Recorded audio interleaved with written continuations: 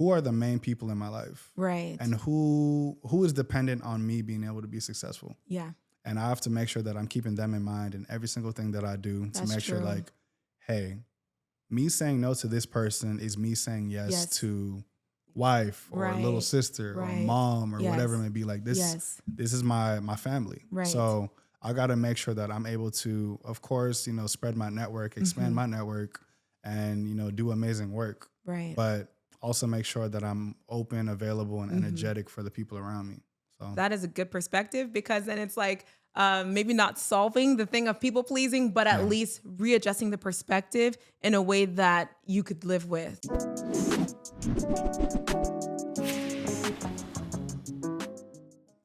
Welcome to Fortune Podcast. I'm your host, Jessica Elijah. Today we have an incredible episode with an amazing guest. Everybody, please welcome Okenna. Hey, Okenna, what's good? I'm excellent. How you doing? I'm good. How are you? I'm great. Can't complain. Yes. Thank you so much for having me. I'm happy to have you here. Thank you for being here today. Well, yeah, let's go. Yes. So for the people who don't know, how do we know each other?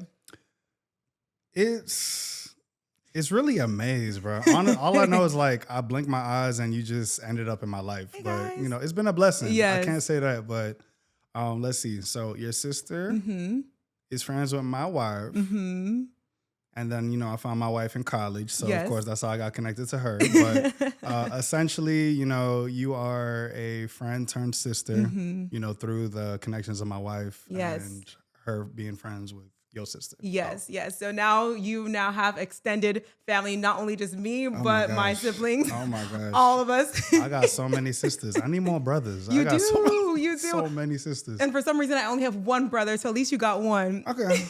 And he's mad cool. No, he's the best. Cool. I love him. But I need more. Okay, so hopefully that'll soon happen for you. We'll see. So taking it to the beginning, what did you want to be growing up? Okay, so growing up, I definitely fell under the traditional roles given to me. A little background, I'm Nigerian, so if you have context on that, awesome. But I was definitely in the healthcare plan. Okay. Healthcare path. As in doctor. Doctor. Yes. Yes. Doctor. Doctor, lawyer, engineer, or nothing. That's it.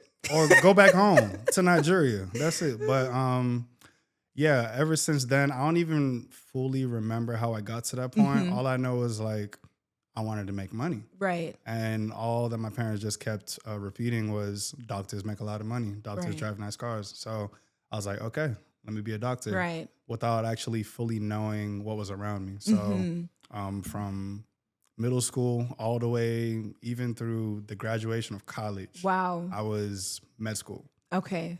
So yeah, but interesting. As of right now, I am nowhere near the healthcare field whatsoever. Yeah, and we're definitely going to get into that. So where did you grow up? Did you grow up in LA or anywhere else? Yeah. So, my background is Nigerian, but I'm born in the States. Okay, so primarily Atlanta, Georgia, or a suburb of it. North Atlanta. But that really definitely played a big influence in terms of my upbringing, in terms of Southern roots. Right. So everybody was just real traditional, things like that. Also combined with my Nigerian upbringing that really, shaped my morals and how I kind of really move and navigate through the world right now. Yeah, so very upstanding, I'm sure.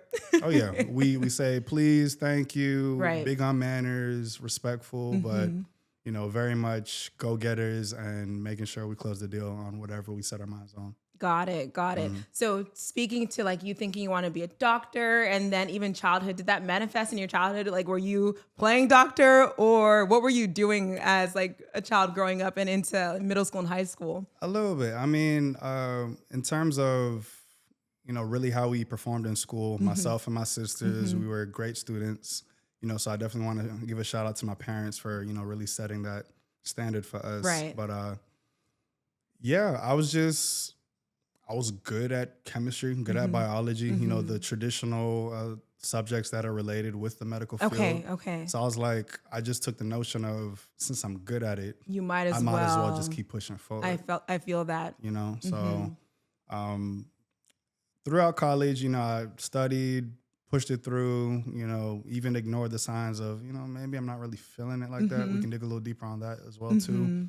But eventually got to the point to where, I got real life experience to actually see the real life of what it is and what it takes to be a doctor. Right. And it did not correlate with what I thought. So maybe talk about that, because we know that, okay, you're thinking you're going to be doctor and the grades are like equaling, like, okay, maybe I should be, you know, and you're looking at maybe salaries, and doctors are always driving nice cars. And that for Nigerian household, at least at that time, that was the version of success. It's the most proudest thing for your child to be like, yes, my child is a doctor. He's working at this, whatever. When in college did you find out? Because I'm sure you were like bio or chemistry major. Yeah, so I started with, I jumped around with a couple of majors, but the longest one was biochemistry. And then I ended up fully graduating with a degree in public health. Okay, so talk about that switch. That's a little bit different. Yeah. So throughout college, you know, I definitely hit my walls in terms of just certain classes just weren't clicking to me, whether it's the instructor or the subject itself. So I just kept hitting a wall. My advisors were over here just saying, you know, maybe you should change your major. Maybe you should do things, because their main concern is to make sure you graduate. Right. You know, they don't want to deal with a student that's struggling or possibly going on academic probation or whatever. So, but my hard-headed self, I was just ignoring it the whole time. Right. So, with that in mind, I finally hit a breakthrough in terms of just, I'm about to lose my scholarship if my grades fall. How was that for you? Because you were always an amazing student. So now you're struggling. Like, how did you deal with that? It really gave me a shock of life. It really made me understand and grasp that, you know, not everything is meant for you. Right. And you really have to look deeper, both externally and internally, to find what is actually aligned for you. Right. So after doing some soul searching, after, you know, taking a particular class for the second time and barely even doing better, I was like, something has to change. Yeah. So I eventually did pivot to public health to, you know, just to be transparent, it was an easier major compared to biochemistry. I'm sure. And biochemistry, you hear that? At that point, I just wanted to get out of school. You know, but even digging deeper into that and actually getting apprenticeships and internships with the local hospital networks around me, I was able to really, you know, walk and talk and feel what it is to be with a doctor, thanks to the doctors that allowed me to shadow them over there. And I'm not feeling this. Yeah. I'm not feeling this. I'm happy that you were able to learn that then, because that's a less expensive route to kind of like lose that. So what made you, like, how did you know to do those apprenticeships or internships? I mean, everybody always just tells you, you know, before you invest basically the next decade of your life or it's true. hundreds of thousands of dollars, it's kind of like test driving a car. You're not just going to grab a car off the lot without test driving it and seeing if you actually like it. So the same thing applies over here, you know? So I was really able to, you know, talk, ask the questions.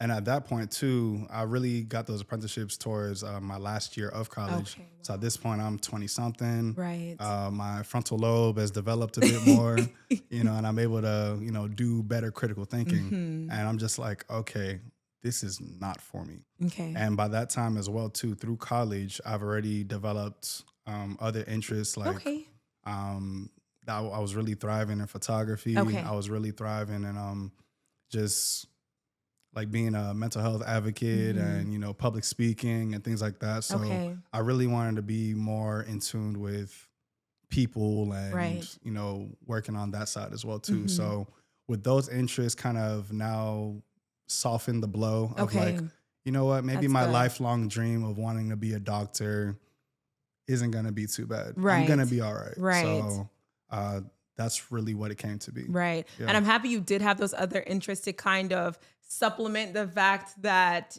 maybe that you spent 4 years in college and retaking so many classes, you know, ouch. Yeah. How did you tell your parents, or did you tell them, or what happened there? No, I told them. I told them. And I will say my parents are very unique from other traditional Nigerian parents. Like they're so just supportive. And myself and my little sisters, their main concern is to make sure that we have the ability to be able to fend for ourselves, feed ourselves, and eventually feed our future families with the skills that we develop. So whatever it may be, as long as it's legal,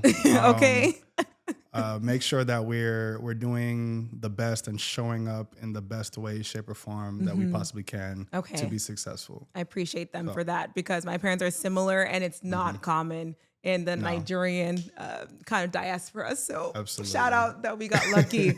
So flash forward to today. What are you doing today? What are you up to? Because I kind of want to bridge that gap, because I feel like you've gone so far from where you were at the time of college graduation until now. So let's just get into what are you doing today and how's life today? And then we'll kind of walk ourselves through your journey. Well, I'll tell you right now, life is beautiful. I know that's right. Oh my gosh. I love that. I'm getting 8 hours of sleep, everything. Nice. But thank you. Yeah. But as of right now, I am a UX/product designer. Yes. That's, if people aren't familiar with that, that's a role in the technology space, kind of a step before software engineering, to where I'm doing the testing, the research, and the forming of prototypes to test of whether or not a brand new system or an already existing system needs to be refined for the better use and understanding of everyday people. Right. Whether it's customers or new customers, whatever it may be. And that can be found in all different types of industries: healthcare, finance, retail, you name it. Everybody needs UX or product designers. Right. Aside from that, I am a photographer. I picked up photography actually in high school, and really refined myself at this point. We're like 12 years in. Yes. So my camera. So you're not brand new to this. You're true to this. I'm true to and this. The results are always great. Thank you. Yes, Thank you. yes. And that camera and that skill has been able to take me to different continents, take me to meet a lot new different people, celebrities, athletes, like you name it, all because simply I grew the skill to be able to be good at capturing shots, and really telling a story through images. Yes, yes. And also on that part, I am also a real estate investor now too. So we love a multi-hyphenate. Let's go. Thank you. I was definitely one of those victims in the past of analysis paralysis and just ingesting or digesting as many podcasts, books, all that stuff as well too. But it really just takes that jump to get over the hurdle. And if you mess up, and I've hit a couple of road bumps so far as well too, but we're navigating. But if you mess up, it's never fully a loss, but a lesson to, make sure that you get to your next goal faster and with less bumps moving forward. Right. So, aside from that, part-time comedian, and yeah, we good. Love that. That one's just built into your DNA. So that's he's like, you have to enjoy life. Chop life, please. You have to enjoy life. Yes, yes. So now you're at a much more like matured, better, happier place overall. But it wasn't always like that. So can you walk me from your journey from graduating college to where you are now? Because where we left you off at was like, okay, you graduated, you had some other skills that helped you, but still you weren't sure what you were going to do with life. So how did you move forward to where you are today? Navigate, right. So when I graduated college, my specific degree, it's not really something that you can hop straight out of undergrad and be making a lot of money. It's true. Even if you did graduate with public health and go into the public health space, you're probably looking at maybe $40K a year. Working at the local public health office. It's true. So I knew at that point of graduation that I did not want to continue in the healthcare space. Right. So, and I also did not want to go back to school and get a brand new 4-year degree, because at that point I was sick. Of school. I had a lot of friends, a lot of different friends and different things, but the ones that really caught my attention were the ones in tech. Okay. They were always talking about, I'm getting certs, I'm getting this stuff. I was like, why are you getting certs if you're getting a degree as well too? Right. But that's really, the degree is really just the foundation. Yeah. You need to be able to specialize. You need to be able to, show this documentation to employers to show them that I am capable of this work. Yes. And even with certificates, you don't even need a backing of an undergrad degree, which is good. You can just sign up if you know the skill, if you know the workings, you can test for it, have documentation showing that, hey, I know what to do, Right. and use that to leverage in interviews to actually, change your life. And some of these tech jobs are starting at 90K, Yeah. 100 something K. You know, you can easily move yourself and change your life into making six figures in a matter of investing probably 6 months of your life. So, Right. all that to say, that was basically my path. Okay. You know, as soon as I graduated college, I did the research in terms of software engineering. I tried software engineering for about 2 months. It was like learning Chinese. Different language. It wasn't clicking. Yeah. And, you know, like at the end of the day, I was a creative and storyteller at heart. So in my YouTube algorithm, after looking up all the software engineering tutorials and whatnot, I came across UX design. Oh, wow. So It just popped up. It just popped up. Okay. I was like, okay, it got shapes and colors on it. Yeah, let's check that out. Let me look at that instead of code. I'm like, okay, this is more appealing to my eye. Yes, so, yes. I watched a couple of videos. I was like, okay, I can get jiggy with this. Yeah. You know, it really encompasses everything that I love and everything that I developed in terms of, you know, one, being creative and being a problem solver. Right. You're talking and interacting with people, so you're really fully understanding human psychology. Right. And also, you know, at this point with my photography, I'm a salesman. Right. So at this point as well, too, you're using design to help influence business and their trajectory of how they're being able to relate, understand, and see their customers to really make sure that they tend to their needs in the best way, shape, or form possible. So after that, I was like, yeah, I want to do that. Good. Okay. And then I did a few weeks to look over, study, and I was like, you know what?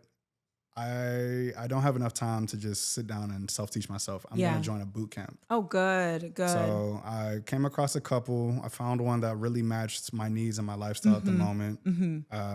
Hopped in it. 6 months later, I got the cert.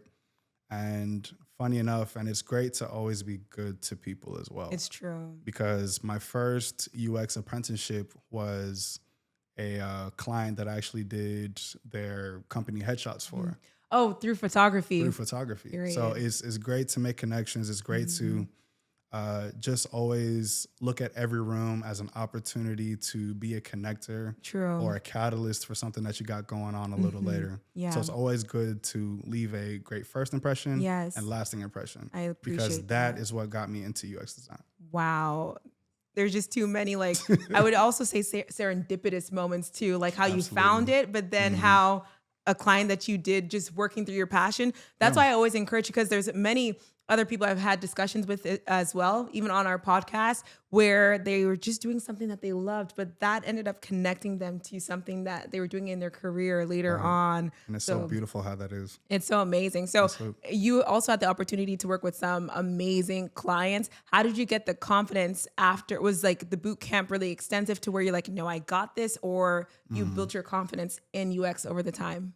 So with that as well, they definitely echoed in the boot camp that, you know, we are competing against people with 4-year degrees because this is not a traditional undergrad path. So with the boot camp, not gonna lie, you're gonna have to, you know, be creative in terms of how you're meeting these people, how you're networking, because if you're at a traditional university, companies come to you. Right. You know, they have job fairs and career fairs at the school, and you're able to just talk to recruiters right there.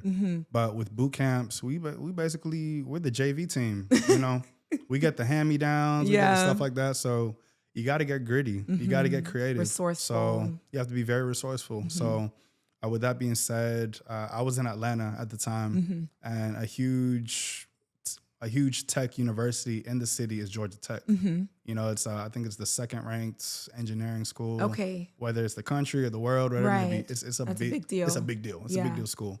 And they hosted a lot of just network events, free network events throughout the city. So I made sure that I was able to kind of lock in on that and really just be, you know, after my lessons, because it was a Monday through Friday classroom set up with the boot camp. After that, you know, I'd make sure I'd RSVP to different tech panels, workshops, meet and greets, happy hours, just really making sure like I'm talking to people, understanding. Even if they weren't directly like a recruiter and going to connect me with a job, I'm actually getting insight. Yeah. I'm actually like, what is it like to be in a tech company? Yes. Yes. Because at this point, you know, I'm fresh out of trying to be a doctor. Right. Like it's I'm, a whole new I'm path. new and green to this. Right. So please, I'm begging you, give me your insight. I don't need nothing else. I don't want any of your money. Just tell me how it is. Tell me what I need to do. Give me tangible steps for me to actually break down. Yes. And follow. Right. So with that was groundbreaking for me, and it really helped me even navigate getting into that first apprenticeship and then moving on into the full career as a UX designer. Right. And I feel like the way that you kind of navigated the situation, you did it with so much like force and fire. Was it because you were super now passionate about UX, or is that just how you do things? It's a combination of both. Okay. But more so, it's more so just the ingrained lessons, how I do things. So the ingrained lessons that I got from my parents. Okay. You know, they always echo, the world's not going to wait for you. Right. You know, you gotta make your own fortune. So I really internalize that and make sure that, hey, this is the difference between me still living with my parents and me being able to start the life that I actually want. You feel me? So I'm like, bro, if you don't have this conversation now, that's gonna be another 2 months in your parents' house. You know, so it's really just putting it in a realistic space and situation like that to really understand the depth in which like what you're dealing with. Okay. So, yeah. And in your pursuit, did you have any mentors, or did you find any people that supported you along your way? Here and there. Okay. Definitely. Funny enough, my wife, her older sister, is actually in the UX space as well too. Yes, she is. Yes, she is. Working with some amazing companies at that. You feel me? Yes. Like she's killing it. Yeah, she's she killing really it. is. And she also graduated from Georgia Tech as well too, amazing. with her master's in human computer interaction. So, you know, I was definitely leaning on her to really just understand the whole space and how to navigate through it job wise. So awesome. Aside from her, YouTube University, and here we are today. So. I love that. And maybe speak to that a little bit, because you can learn so much. Not only were you learning how to do, was it like software engineering beforehand before you landed on UX? Can you talk about like the importance of free resources? Because you can learn a lot on YouTube. You don't have to wait until you go to like a 4-year university. Absolutely. And I always got a saying that I always, you know, tell myself, but I guess I can publicly say it now. But you know, solely just depending on classroom teachings and learnings will make you a worker, but also combining being a student of the world will make you a CEO. Right. So being able to take advantage, of course, you know, you can pay for the skills, but also being creative to look at the world around you as a classroom makes you now susceptible and makes you now more skilled to be able to read between the lines of the problems that may be around you that the regular naked eye may not be able to identify. So really being able to, you know, lean on, you know, free resources like YouTube University, or there was another place, I think it was freecodecamp.com or something. Like there's so many different free resources and links through like Reddit and Facebook groups and all these things, Discords. to where, you know, all these are free. All these are really just things, you just got to look for it. Right. But really taking advantage of those really gives you the full perspective and really makes you just a full encompassing not only worker in that industry, but as a person as well. Yeah. You know, because it teaches you to really just be comfortable with ambiguity. Yeah. And be able to make a full picture, even though you've only been given a couple pieces. Right. So, which is something I work hard to accept. I like to see the full picture, or even if I have to put the puzzle together, let me see how the puzzle looks like first. Let me see what I'm going towards. And you know, but most of the time we're not given that choice. It's true. We're not given that opportunity. Yeah. So you can't just sit there. Yeah. You gotta make a move. So doing that really makes you comfortable in being uncomfortable. Awesome. And maybe I'll ask you for one piece of advice, even for people listening. In those seasons where you don't know what you're going to do or what to do, what do you recommend people focus on? First, why do you want to learn that skill? Okay. Like, what is your why? Like, what is the outcome that you want to see by learning this skill, investing this time, investing this money. Truly understand what it is. Then you look at the resources around you. What do I have around me? Can I get to this destination for free with what I got? Yeah. Or do I have to get a couple more pieces to help me get there? Or do I have to do a full-on renovation and change up my whole space? Okay. That should be the last resort. Right. You shouldn't run off and go buy a brand new MacBook because I want to learn how to do photography, editing, and whatnot. Right. Like, you got to look at the resources around you to see, can I make this work? And then, I would say like only upgrade as you're being able to scale up in the industry, as you're being able to be better. And you have to upgrade because your clientele is jumping off the roof. Right. And you can't keep the phone on the ringer because it just keeps ringing and ringing and ringing. So that's really the main point that I really want to push. That's a good advice. I'm laughing because I'm usually the last person. I'm usually the one that's like, okay, let me buy a whole brand new laptop, computer relax. And it's like, can I make money I'm on like, this? You don't even know if you're still going to like it in 6 months. It's very true. No, that's why it's a wise advice. Yeah, now you got all this new stuff collecting dust. Yes. So, we learn and we grow. So I'm really grateful for that wisdom. But yeah, I think that's a good advice. How far into UX design or working with certain clients did you know, like, oh, actually, I can see myself doing this for the long term? Probably like that first year. Okay. I was like, because everybody deals with imposter syndrome and whatever you're dealing with. So after that first year, I was like, okay, I really have a place in this for sure. I really, really have a place in this. But I will also say that, I never really saw just UX design as my long-term goal. Right. But more so a bridge to take me from zero to now a person that actually has funds to explore other things and invest into it. Yeah. So, now pushing into the real estate investing space. Yes. Yeah. Eventually I do want to go into commercial real estate. Okay. I do eventually want to go into being a franchise owners of different businesses, things of that sort. So I'm really the type of person to where like I love tech. I love what it does to people. I love how it changes people's lives. But for me, it's definitely a leverage tool to move forward towards my actual goals in life. Right. Okay. So I'm trying to see the best way to ask this next question. And what I'm trying to get at is like, when do you know when you can start to combine all those other things? Because I'm sure there was a time where you had to only focus on UX. Now you're doing photography, real estate, and you're growing and expanding in the investment space. When did you know was the right time? Or do you just do everything at the same time? Yeah, there's never really a right time. Okay. It's really just do it. You're always going to make time for stuff that you want. True. You're gonna make some type of adjustment to make sure that you have enough time to invest into what you fully feel passionate about. Yeah. So for me, it's photography. My job, I got the work hours. Right. Outside of that, I'm either waking up early to make sure I got a gym session in, or I'm waking up early to knock out some editing. Right. I do the work throughout the 6 to 8 hour work week. And then after I'm done working, I'm following up with clientele. I'm doing my actual shoots after hours, things like I'm making it work. Even with the real estate or the real estate investing, I do that primarily in Atlanta, back where I'm from. Right. And, I'm actually doing that with my friends. Yeah. So, they got boots on the ground over there and I'm over here helping facilitate, whether it's through talking to certain lenders or things like that, contractors, whatever it may be. I'm just making sure that I'm an asset even though I may not be physically over there. So, but all this is done in the 24-hour cycle. I don't and know. I'm still a husband. Yeah, I mean, that's what I was going to say. I'm still a husband. Yeah, so I don't know if our 24 hours are like different or if yours are like stretched. Maybe your minutes. 24 hours. I just wanted to know it's because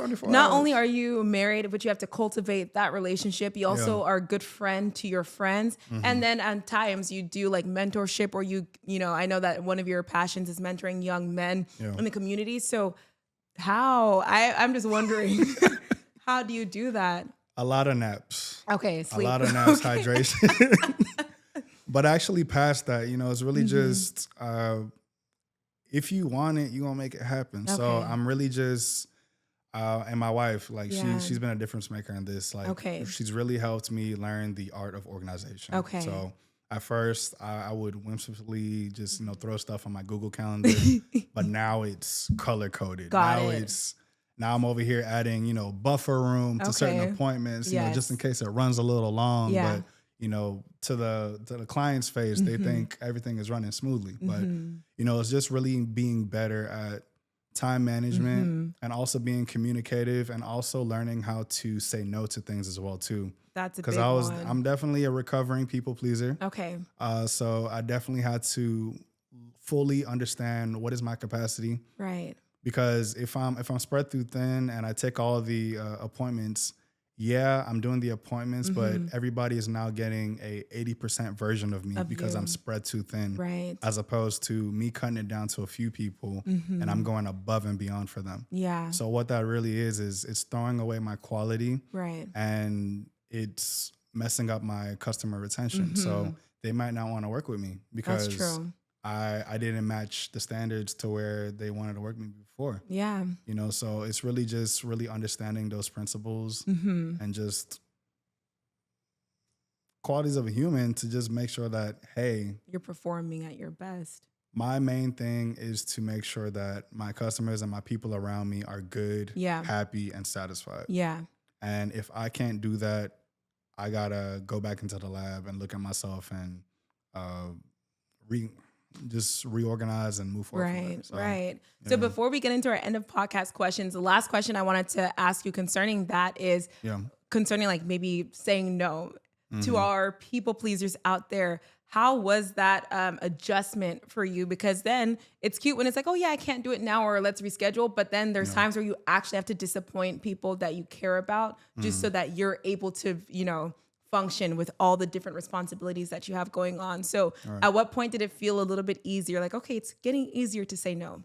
Man, it's still never easy. Okay. Because I'm still very much a happy person, but I did have to really understand that back in the day, I had a toxic relationship of wanting to be liked. Yeah. As opposed to making sure I get the job done. Right. And when it really came to my success rate being in danger because I was more concerned about making sure everybody else was good and me overexerting myself to make sure everybody else was fine and happy and whatnot. And I took away attention from me actually completing the task. Yeah. That's when I knew I had to make a change. Got it. So with that, it's really just taking all that into consideration and really putting this into consideration as well. Just who are the main people in my life? Right. And who is dependent on me being able to be successful? Yeah.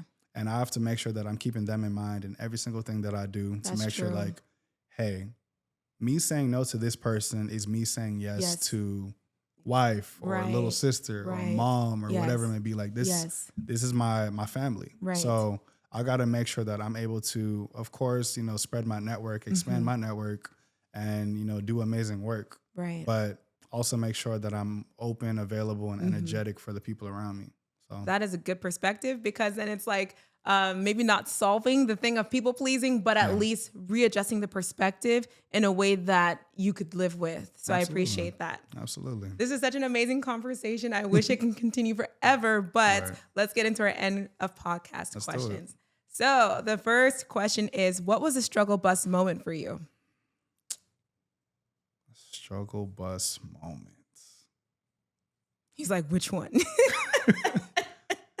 Really just, I guess growing up as a foreign kid, just my name isn't John or Malcolm or Calvin, whatever. My name is Okenna, so really being able to balance and navigate, being a Black person with a unique name in school and in the public, but at home, I'm still a Nigerian kid. Yeah. I'm basically, Nigeria, USA. Being able to balance that at a young age, some call it code switching, but I was just being adaptive. Yeah. Really being able to balance that was more so my largest struggle, but I eventually found my true identity, a little later on in life. And Now I'm rocking. Now the you're colors chilling. through and through. I will say that was a hard thing for me to balance as well, because it felt like I had 3 identities, like the American, the Nigerian, and then the Black American. And sometimes those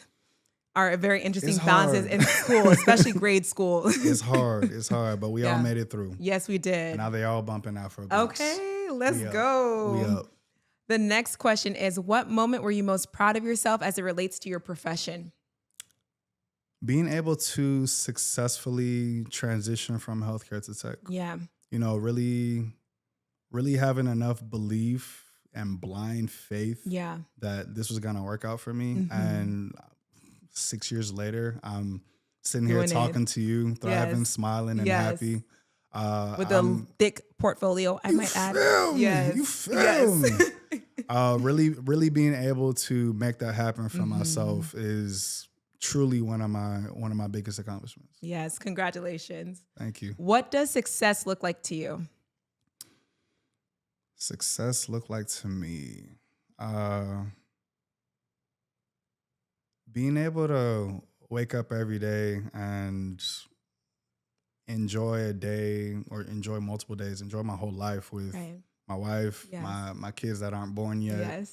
Just being able to wake up and do whatever I want with them, because I've made the right moves, both in the professional space, creative space, and even social space as well too. You know, making sure I'm not, you know, burning any bridges and ruining our reputation that way. Right. Being able to make the right moves to be able to just live my life carefree, so I can invest my time into making sure that I'm raising up great, productive, smart, confident, strong human beings. Yes, that's a good version of success. And I love that family is so important to you, because that's like the unit that births really who we are as people. So well done. Yes, ma'am. And I'm excited for your contributions to success, to society. Oh yeah, yes. for sure. I know those people will be dancing and models and dunking on people, but helping you back up. You know, like they're going to be versatile. They're going to be multi-hyphenated. Yeah, like at a minimum between you and your wife's like unique qualities. Oh, yeah. I'm excited to see that. The last question is, what piece of advice would you give to people who are trying to reach their dreams? Trying to reach their dreams. Really with that, your dreams are whatever you make it. So I'm really big on just making sure you create something for you. You know, even if your dream is professional or in the arts or whatever it may be, you know, you also have to think of the reality of things. You know, unfortunately, even before this job, you know, I dealt with a layoff, and that really affected me. But you know, I've learned from that, and I've really went 10 toes down in terms of building up other streams. Yes. So as of right now, I now have things that I can call my own. So if I do run into another layoff, I'm good. Yes. So really with that is making sure that you're not allowing yourself to be told no by society. You get to create your own yes. You get to do all these things. A perfect example is Tyler Perry. You know, he's able to just all the productions he has, and I know he gets a lot of flack about, you know, whether it's the quality or whatever, but he's sole owner. Right. He's self-funded. Yeah. He gets to do whatever he wants because he made the systems to do so. Right. So I really echo everybody to be able to do that themselves. Right. So, that's a perfect advice, and partly why we're here today, trying to create our own fortune, it's called Fortune Podcast, and seeing how we can keep pushing and supporting ourselves as a community. Right. Yes. Right. Well, thank you so much for being our guest today. Man, I'm so excited. Having me. Oh, yes. That was such an amazing episode. Okenna dropped so many gems. Please be sure to like, comment, share, and subscribe, and I'll make sure you can access all of Okenna's details in the description. Until next time, besties.